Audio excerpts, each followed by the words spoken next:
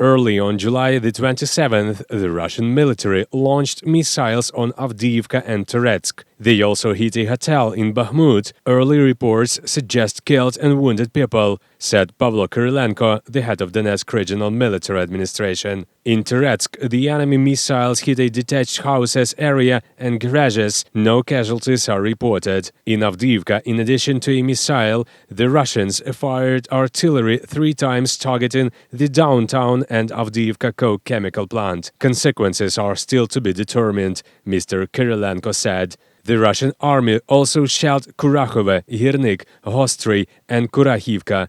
According to Roman Padun, the head of Kurahivka military administration, 1 woman was wounded and some residential houses were destroyed. The Russians are also shelling Krasnohorivka as well as Ocheretin and Ilinivka territorial communities.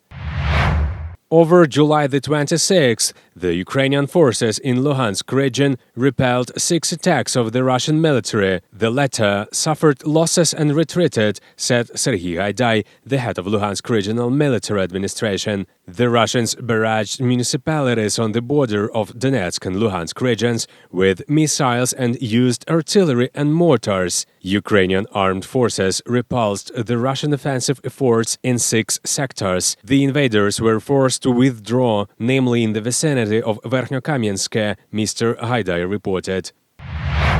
In the morning of July the 27th, the Russian troops struck industrialnyi district in Kharkiv. It is estimated that no one was killed or wounded, said city mayor Igor Terehov. According to him, the shelling started at 4:25. 2 hits by S-300 missiles. The rescuers are at the scene, clearing up the debris. They report no casualties, but it is an early estimate so far, Mr. Terehov said. According to Kharkiv Regional State Emergency Service, the shelling resulted in a fire on the parking lot of an enterprise. 10 cars caught fire at once. The fire area was approximately 100 square meters. The blaze was extinguished.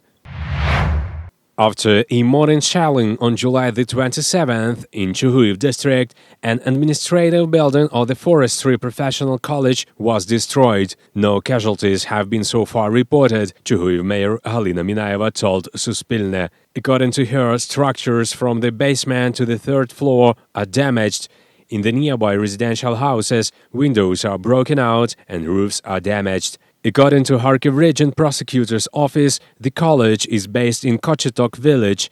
In addition, while clearing the debris of the House of Culture in Chuhuiv on July the 26th, the rescuers discovered bodies of 2 perished people. The city was shelled on July the 25th. The perished are volunteers Victoria Misharina and Sardor Hakimov. They had been cooking meals for Chuhuiv residents and displaced people from the start of the war. God takes the best. It means my brother and Victoria were one of the best.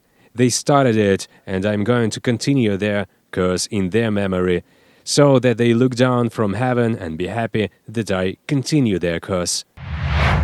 On July the 26th, a combined harvester exploded on a Russian anti-vehicle mine in the Zelenodolsk community of Kryvyi Rih while working in the field. This was reported by the head of the Dnipropetrovsk Regional Council, Mykola Lukashuk. According to his information, the combined harvester operator is alive and well. The vehicle itself is damaged. The enemy continues to perpetrate terror against the civilian population, against our farmers. This is all that the occupying forces of the Russian Federation are capable of: destroy, ruin, intimidate, Mykola Lukashuk wrote. Valentin Reznichenko, the head of the Dnipropetrovsk Regional Military Administration, announced that on the night of July the 27th, Russian troops struck 2 districts of Dnipropetrovsk region, Nikopol and Kryvyi Rih. According to his information, the Nikopol district was shelled twice from Grad, firing up to 40 shells. A 54-year-old woman was injured in Marhanka and was hospitalized. In the city, 8 5-story buildings, a hospital, kindergartens and transport of an industrial enterprise were damaged. As Reznichenko said, the Russian army fired barrel artillery at the Zelenodol community of Kryvyi Rih. A power line was damaged in Velika Kostromka. The village is partially without electricity.